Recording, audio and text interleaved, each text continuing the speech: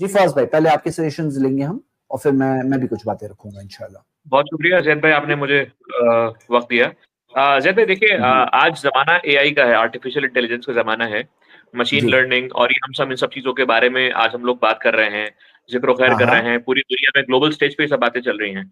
But आप okay. और हम एक चीज भूल जाते हैं कि इंडिया जो है वो एक बहुत बड़ी मार्केट है, और यहाँ पर हर कोई इतना मतलब के रिसोर्सफुल नहीं है, हर किसी के पास इतना एक्सेस टू रिसोर्स नहीं है कि वो एआई को और मशीन लर्निंग को और ऐसी नई टेक्नोलॉजी को अपने यहाँ इंड्यूस कर सके, इंट्रोड्यूस कर सके अपने कामकाज में। बिलफर्ज मान के चलिए कि आज भी ज्यादातर जो हिंदुस्तान है, अगर मैं खास तौर पे हिंदुस्तान की बात करूं, तो वो रूरल एरियाज में रहता है या टायर 2 टायर 3 सिटीज में रहता है, जो कि जहां से टेक्नोलॉजी की एक्सेसिबिलिटी जो है बहुत कम है। हम आप बड़े शहरों में बैठ के बात करते हैं, हमको लगता है, दिखता है, इसलिए हम उस पैरामीटर्स पे बात करते हैं। बट नॉर्मली जो रिमोट एरियाज हैं, वहां भी आज तक जो है जी टेक्नोलॉजी की एक्सेस जो है वो कम है। मोबाइल का पहुंच जाना या इंटरनेट का पहुंच जाना, इसका मतलब ये नहीं कि टेक्नोलॉजी वहां पहुंच गई है, जी टेक्नोलॉजी की इन्फॉर्मेशन वहां पहुंची है, इसके ज़रिए जी टेक्नोलॉजी की इन्फॉर्मेशन वहाँ पहुँची है। बट अब भी उसको इम्प्लीमेंटेशन में लाना, उसको इम्प्लीमेंट करना, एग्जीक्यूट करना, it's it's a very challenging task. आज की डेट जी में भी रूरल एरियाज़ में T1, T2 city sorry T2 और T3 सिटीज़ में ऐसी हज़ारों जी अपॉर्च्युनिटीज़ हैं, जो कि कम पढ़े लिखे लोग जो है, या जो जो किसी वजह से अपनी एजुकेशन पूरी नहीं कर पाए, वो काम कर सकते हैं।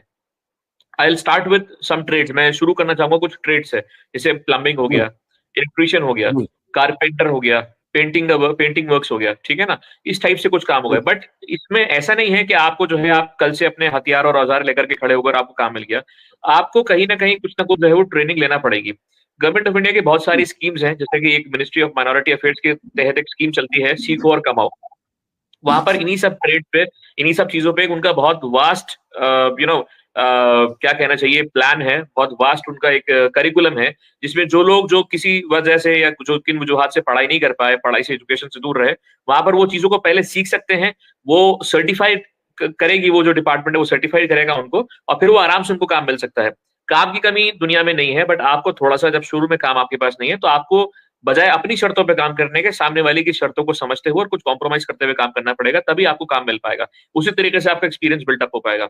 मैं बहुत सारी एजेंसीज़ का आपके सामने नाम रख सकता हूँ, जैसे प्रधानमंत्री कौशल विकास योजना करके एक स्कीम है। ये भी इसी तहत है, थोड़ा-सा जो एक ऐसा तबका है जो पढ़ाई करा, लेकिन वो पढ़ाई छोड़ दिया बीच में। यानी कि उसको थोड़ी बहुत तो लिटरेट है वो, बट वो कोई क्वालिफाइड नहीं है। एजुकेटेड तो है बट क्वालिफाइड नहीं है, दोनों में डिफरेंस है। तो उनके लिए बहुत सारे कंप्यूटर प्रोग्राम्स हैं, बहुत सारे ऐसी ट्रेड्स में चीज़ें हैं, आईटीआईज़ हो गए, पॉलिटेक्निक्स हो गए।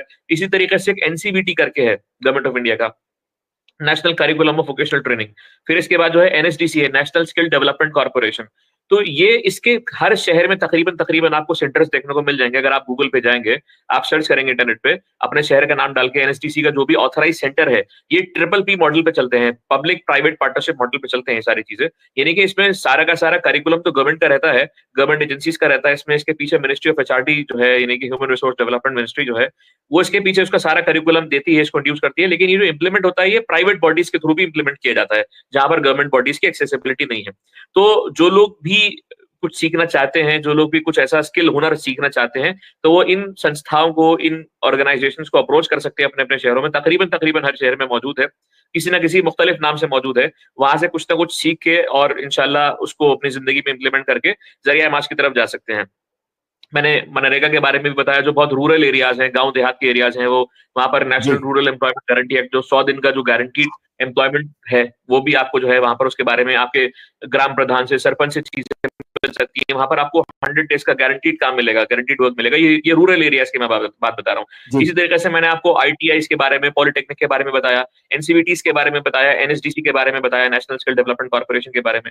इसी तरीके से मैंने ट्रेड्स के बारे में बताया, जिसमें प्लम्बिंग, कंस्ट्रक्शन और जी पेंटिंग, कारपेंटर वर्क्स, आर्टिसंस का काम हो गया, ये सारी चीज़ें होती हैं। इसी तरीके से मैंने दोबारा से बोल रहा हूँ कि सीखो और कमाओ जो स्कीम है, मिनिस्ट्री ऑफ माइनॉरिटी अफेयर्स की, जो अल्पसंख्यक मंत्रालय है भारत सरकार का, उसके तहत भी उनका एक डिटेल्ड करिकुलम है। इसकी डिटेल आपको अपने इंटरनेट पे मिल जाएगी, यूट्यूब पे भी मिल जाएगी। बजाय इसके कि आप अपना वक़्त अपने रील्स देखने में या शॉर्ट्स देखने में ज़ाया करें, आप कैसे न कैसे करके, अगर आपको लिखना भी नहीं आता, तो आप उसको स्पीकर पे टैप करके लिख बोल सकते हैं, सीखो और कमाओ स्कीम। आपको दसियों वीडियोज़ मिल जाएँगे, कैसे अप्रोच करना है, किस तरीके से आपको सर्टिफिकेट मिलेगा, किस तरीके से एनरोल जी। करना है अपने आप को, वो सारी चीज़ें आपको मिल सकती हैं इंशाल्लाह।